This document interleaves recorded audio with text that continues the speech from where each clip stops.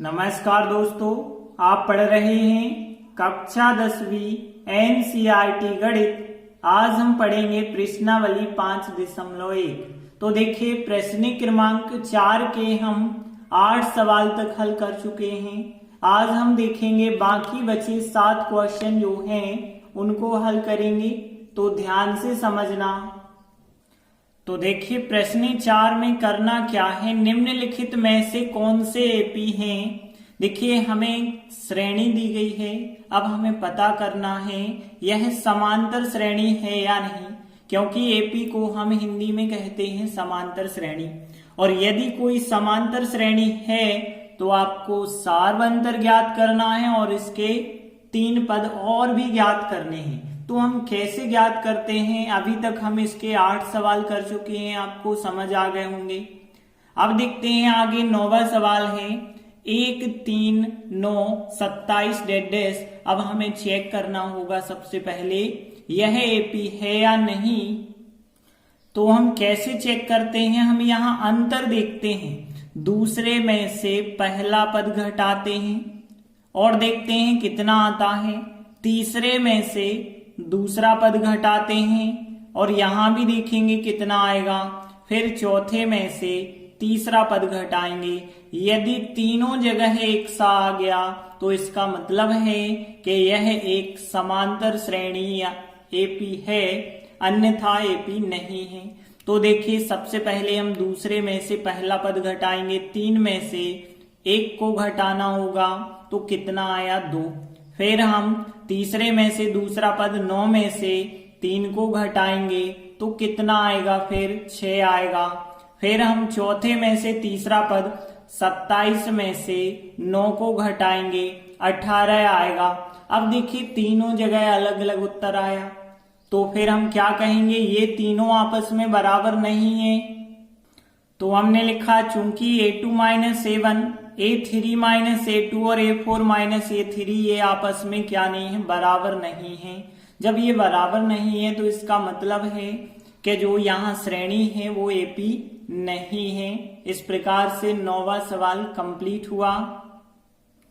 अगला 10वां सवाल लेते हैं। a2 a3 a4 है। अब यहाँ पे भी हमें चेक करना होगा एपी है या नहीं। तो कैसे चेक करते हैं, दूसरे में से पहला पद घटाते हैं। तो दूसरे में से मतलब 2a में से हम a को घटाएंगे, 2a में से a घटाया तो कितना आएगा, 1a आएगा। फिर हम तीसरे में से दूसरा पद घटाएंगे, a3 में से a2 घटाएंगे तो 3a में से 2a घटाएंगे और जब 3a में से 2a घटाएंगे तो कितना बचा, a बचा। फिर हम चौथे में से तीसरा पद घटाएंगे, मतलब 4a में से 3a घटाएंगे तो 4a - 3a, तो यहां भी a बचा। अब यहां देख सकते हैं एक सा उत्तर आ गया इन तीनों का।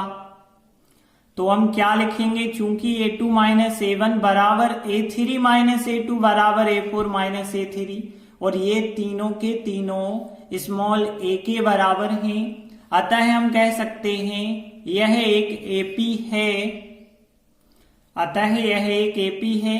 अब इसका सार्वंतर यदि हम देखें, सार्वंतर को डी के द्वारा दर्शाते हैं। तो यहाँ पे देख रहे हैं आप कि अंतर सब जगह ए आ रहा है, तो सार्वंतर जो होगा वो स्मॉल ए हो जाएगा। तो ये हो गया सार्वंतर का मान। अब हमें अगले 3 पद ज्ञात करने हैं, इसलिए इसके मतलब इस समांतर श्रेणी के अगले 3 पद। तो देखिए, यहाँ 1 2 3 4 पद तो हमें पता है, बाकी 5वां 6वां 7वां हमें निकालना होगा। तो देखिए, अभी हमें 4a तक पता है, लेकिन अब इस 4a में आप जो सार्वंतर आया है वो आप जोड़ दीजिए, तो अगला पद आ जाएगा कितना, 5a।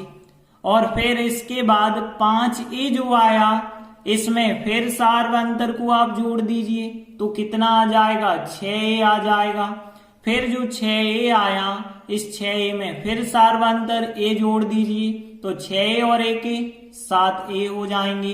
तो ये हो गया 5वां पद, ये 6वां पद, ये 7वां पद। मतलब अगले 3 पद 5a 6a और 7a होंगे। अतः इसके अगले 3 पद 5, 6, 7 हैं। इस प्रकार से 10वां क्वेश्चन भी कंप्लीट हुआ। अगला 11वां सवाल लेते हैं। ए वर्ग ए घन ए पे 4 की घात।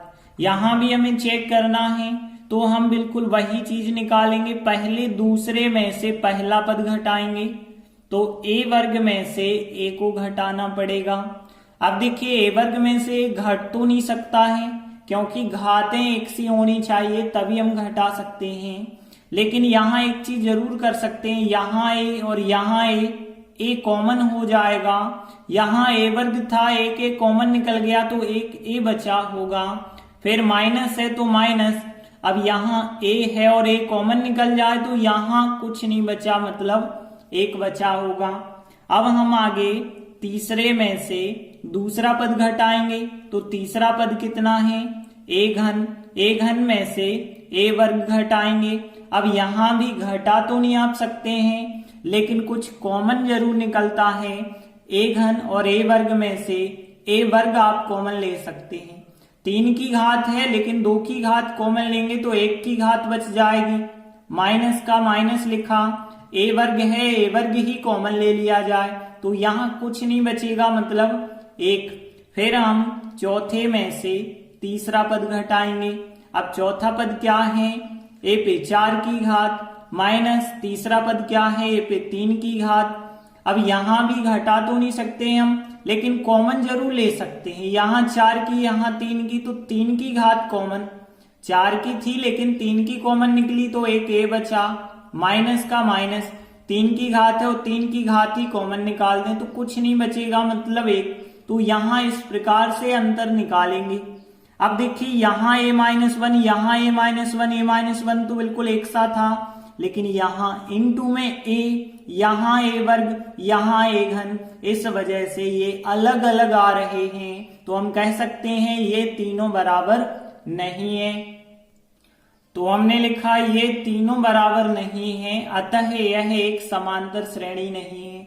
और जब समांतर श्रेणी नहीं है तो उसका सार्वंतर भी फिर आपको ज्ञात नहीं करना है, और उसके अगले 3 पद भी ज्ञात नहीं करने हैं, इतना ही करना है। तो सवाल 11वां कंप्लीट हुआ। अगला 12वां सवाल है करणी 2, करणी 8, करणी 18, करणी 32। अब हम यहाँ पे भी चेक करेंगे क्या यह समांतर श्रेणी है। तो कैसे चेक करते हैं? दूसरे में से पहला पद घटाते हैं। तो देखिए हम करणी 8 में से करणी 2 को घटाएंगे। देखिए यहाँ करणी 8 में से करणी 2 को घटाने पे करणी 6 नहीं बचेगा, क्योंकि करणियों का घटाना संभव नहीं है, जोड़ना भी संभव नहीं है। तो फिर हम यहाँ भी क्या कर लेते हैं? देखिए करणी 2 और करणी 8, करणी 2 यहाँ पे कॉमन निकल जाएगा, क्योंकि 2 और 8 में 2 कॉमन आ रहा है। अब देखिए जब आप करणी 8 में से 2 कॉमन ले लेंगे, कॉमन लेने का मतलब है भाग देना, 8 में 2 से भाग जाएगा तो करणी 4 बचा, माइनस करणी 2 कॉमन निकल गया, यहाँ कुछ नहीं बचा, मतलब 1। और आगे यदि आप सॉल्व करेंगे तो करणी 2, अब यहाँ पे 4 का वर्गमूल होता है 2, 2 माइनस 1। अब 2 में से 1 घटाएंगे, 1 आएगा, 1 का गुणा करणी 2 से किया तो कितना आया? फिर करणी 2 ही आया। तो दूसरे में से पहला पद घटाया करणी 2। अब हम तीसरे में से दूसरा पद घटाएंगे, मतलब यहाँ पे हम करणी 18 में से करणी 8 को घटाएंगे। तो देखिए यहाँ पे 18 और 8 में फिर करणी 2 कॉमन निकाल देना, तो यहाँ 18 में से 2 कॉमन निकलेगा, मतलब 18 में 2 का भाग जाएगा तो करणी 9 बचे होंगे, माइनस 8 में से 2 कॉमन निकालें तो यहाँ 4 बचे होंगे। अब करणी 2 लिखा हमने, 9 का वर्गमूल कितना होता है? 3, 4 का वर्गमूल होता है 2, 3 में से यदि 2 घटाएं तो 1 का गुणा करणी 2 से करो तो करणी 2 ही आ जाएगा। फिर हम चौथे में से तीसरा पद घटाएंगे, करणी 32 में से करणी 18 को घटाना पड़ेगा। यहाँ पे देखें तो 32 और 18 में से करणी 2 फिर कॉमन हो गया। अब यहाँ 32 में से करनी 2 कॉमन लेंगे, मतलब 32 में 2 का भाग, तो यहाँ 16 आ जाएगा करनी में, माइनस 18 में से 2 कॉमन लेंगे, यहाँ 9 आ जाएगा। आगे देखिए करनी 2 है, 16 का वर्गमूल 4 और 9 का वर्गमूल 3 होता है। 4 में से 3 घटाया 1 का करनी 2 से गुणा, तो करनी 2 ही आया। अब आप एक चीज देख रहे होंगे, तीनों जगह करनी 2 आ गया है, मतलब ये तीनों आपस में समान हैं। तो हमने लिखा चूंकि ये तीनों बराबर हैं, अतः यह एक समांतर श्रेणी है, मतलब एपी है, जिसका सारवंतर यदि हम देखें तो सारवंतर जो स्मॉल डी होता है वो क्या हो जाएगा। देखिए यहाँ करनी 2 आ रहे हैं, मतलब ये तीनों करनी 2 के बराबर हैं, तो करनी 2 हो जाएगा इसका सारवंतर।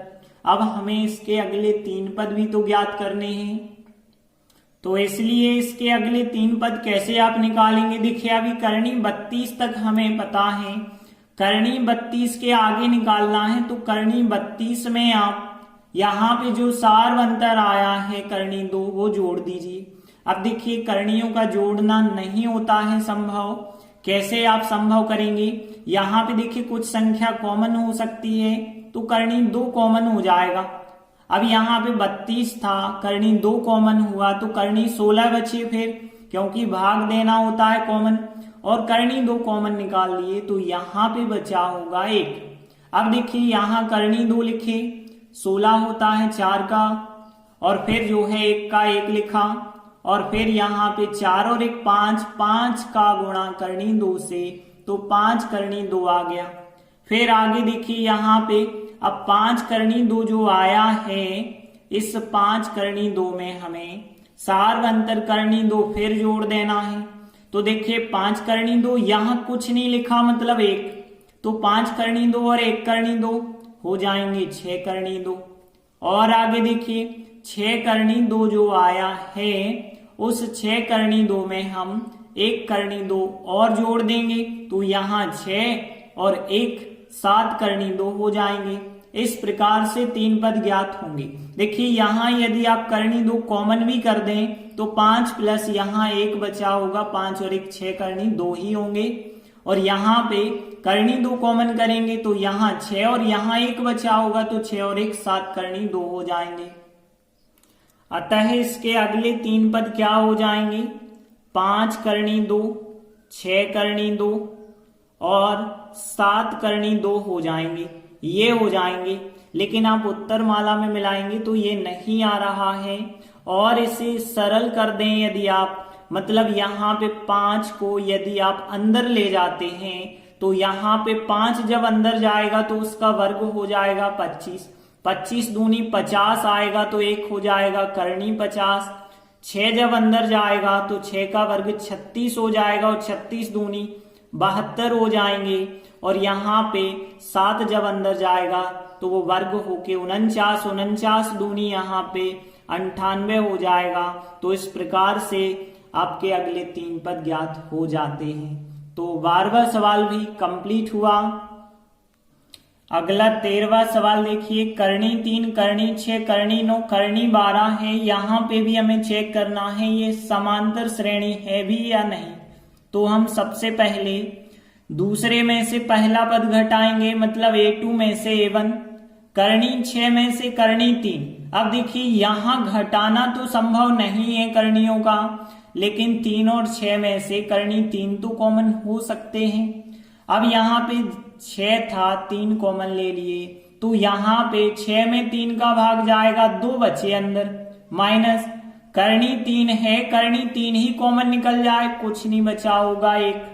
आगे देखिए A3 में से A2 घटाओ, तीसरे में से दूसरा पद घटाओ, तो यहाँ पे करनी 9 में से करनी 6 को घटाना है। अब यहाँ घटाना तो संभव नहीं था, लेकिन 9 और 6 में फिर करनी 3 कॉमन हो गए। अब यहाँ पे देखिए 9 में से 3 कॉमन लीजिए तो 3 बचे होंगे, क्योंकि 9 में 3 का भाग 3 बार, और 6 में से 3 कॉमन लिए तो यहाँ पे 2 बचे होंगे।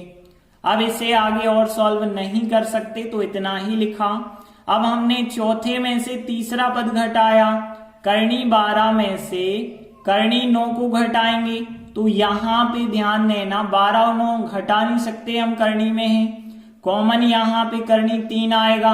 अब यहाँ 12 थे लेकिन 3 कॉमन, तो कर्णी 4 बचे अंदर और 9 में से 3 कॉमन लिए तो यहाँ कर्णी 3 बचे हैं। अब एक चीज देखें, 4 का वर्गमूल तो वैसे 2 होता है लेकिन आपको लिखने की जरूरत नहीं है। क्यों नहीं है? क्योंकि देख रहे हैं यहाँ बस कर्णी 3 एक से है लेकिन यहाँ तो अलग अलग संख्याएं हैं ना, तो यहाँ भी ये तीनों बराबर नहीं आ रहे हैं। तो हमने लिखा चूंकि ये तीनों बराबर नहीं हैं अतः यह एक समांतर श्रेणी नहीं है। अब जब समांतर नहीं है तो सार्वंतर भी हम ज्ञात नहीं कर सकते और अगले 3 पद भी ज्ञात नहीं कर सकते। इस प्रकार से 13वां सवाल कंप्लीट हुआ। अगला 14वां सवाल देखिए, 1 का वर्ग, 3 का वर्ग, 5 का वर्ग, 7 का वर्ग।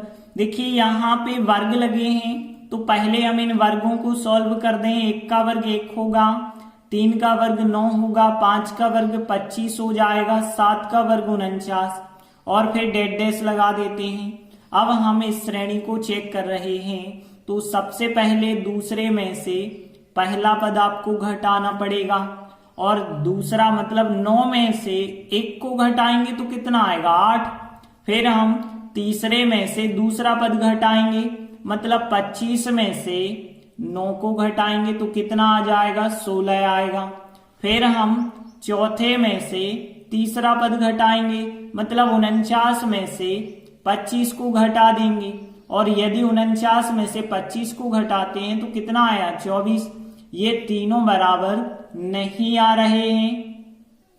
तो चूंकि ये तीनों बराबर नहीं हैं अतः यह एक समांतर श्रेणी नहीं है। इस प्रकार से 14वां सवाल भी कंप्लीट हुआ। अगला 15वां सवाल, 1 का वर्ग, 5 का वर्ग, 7 का वर्ग और 73। तो देखिए इससे पहले हम वर्ग हटाते हैं। 1 का वर्ग 1, 5 का वर्ग 25, 7 का वर्ग 49 और फिर 43 का 43 और डेड डैश है। अब इसे भी हम चेक करेंगे ये समांतर श्रेणी है भी या नहीं। तो सबसे पहले दूसरे में से पहला पद घटा देना, 25 में से 1 को घटाएंगे तो कितना आएगा 24 आएगा। फिर तीसरे में से दूसरा पद घटाना, A3 माइनस A2 करना मतलब 49 में से 25 को घटाएंगे तो भी कितना आएगा 24 आएगा। फिर चौथे में से तीसरा पद घटाएंगे, A4 माइनस A3 करेंगे, 73 माइनस 49 करेंगे तब भी 24 आएगा। देखिए 24 24 तीनों बार आए हैं मतलब ये तीनों बराबर हैं अतः यह एक समांतर श्रेणी है। तो चूंकि ये तीनों बराबर आ रहे हैं और ये तीनों 24 के बराबर हैं अतः यह एक समांतर श्रेणी AP है कह सकते हैं, जिसका सार्वंतर तीनों जगह 24 24 का अंतर आया है तो सार्वंतर D बराबर हो जाएगा 24। अब हमें इसके अगले 3 पद याद करने पड़ेंगे, इसलिए इसके अगले 3 पद क्या होंगे। देखिए अभी श्रेणी 73 तक है, 73 के बाद निकालना है तो 73 में सार्वंतर का मान जोड़ देंगे और 73 में 24 जोड़ेंगे तो कितना आ जाएगा 97 आ जाएगा। फिर और अगला पद यदि निकालना चाहते हैं तो 97 में सार्वंतर D फिर जोड़ देंगे, 24 जोड़ेंगे तो 121 आ जाएगा। फिर 121 के बाद अगला पद निकालना है तो इसमें फिर आपको 24 जोड़ना होगा तो 145 आ जाएगा। तो ये हो गए अगले 3 पद। अतः इसके अगले 3 पद 97, 121 और 145 हैं। इस प्रकार से 15वां सवाल भी कंप्लीट हुआ। धन्यवाद।